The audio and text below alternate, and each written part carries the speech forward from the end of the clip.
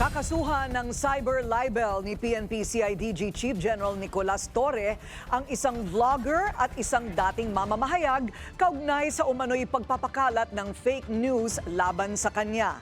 Sa gitna naman ng nalalapit na eleksyon, nagbabala si PNP Chief General Romel Marbil sa mga pulis at militar na sasawsaw sa politika.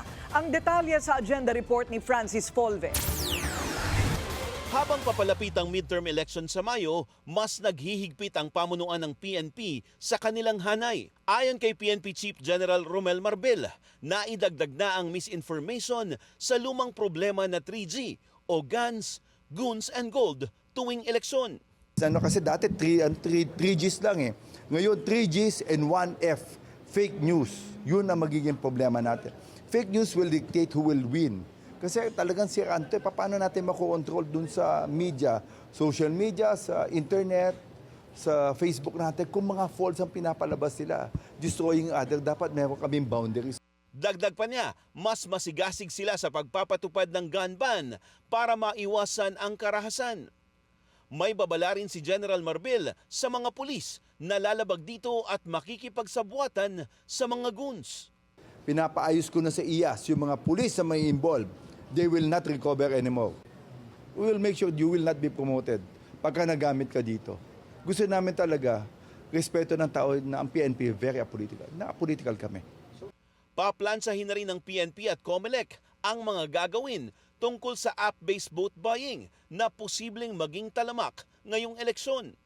Of course, yung gold, kasana po yung pagbabay dun sa mga GCash. So dapat maayos po natin dun sa COMELEC. Paano yung mga electronic, yung GCash, yung any form, dapat matapos po natin to. Samantala, kasabay sa ika-72nd anniversary ng CIDG na ipinagdiwang sa Campo Crame ngayong araw, ibinida ng ahensya na nasukol nila ang mahigit 10,000 na wanted personality, kabilang si KOJC leader Pastor Apollo Kibuloy na tatakbong senador sa halalan. Hindi naman matiyak ni CIDG Director Brigadier General Nicolas Torre III kung may kinalaman dito ang samut-saring lumabas na fake news tungkol sa kanya. Pinakahuli ang balitang naospital at may sakit umano ang general. Sa dami daw ng natanggap na mensahe at tawag ni General Torre, nag-post na siya sa social media para pabulaanan ito. Kasi ang tinatamaan kasi ang pamilya ko eh. Dahil hindi lang sa personal kundi sa mga colleagues ko rin kasi hindi na tumigil aking cellphone, get well, ano nangyari sa'yo, anong sakit mo? So it's really a foul, no? Kaya naghahanda na muli si Torre sa legal na aksyon kaugnay nito. Magkaluwag-luwag lang ako yung mga nag-post na ako'y na-hospital, na ako'y nagkasakit, di ba? I'm going to file cyber libel case against them. Si Jason Sa, at saka yung isang, nakalimutan ko yung isang vlogger din na, pero ang isang nakita ko, unang-una nag-post nun si Jason Sa. Nauna na rin kinasuhan ni Torre sa DOJ ang ilang personalidad na sobra raw umatake sa kanya.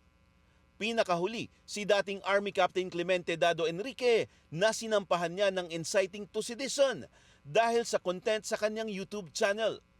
Dagdag ni General Torre, nirerespeto niya ang freedom of speech alinsunod sa saligang batas. Pero ibang usapan na raw kapag nakakaapekto sa buhay ng iba ang pagpapakalat ng fake news. Kaya ang usaping ito ay iaakyat niya na sa korte.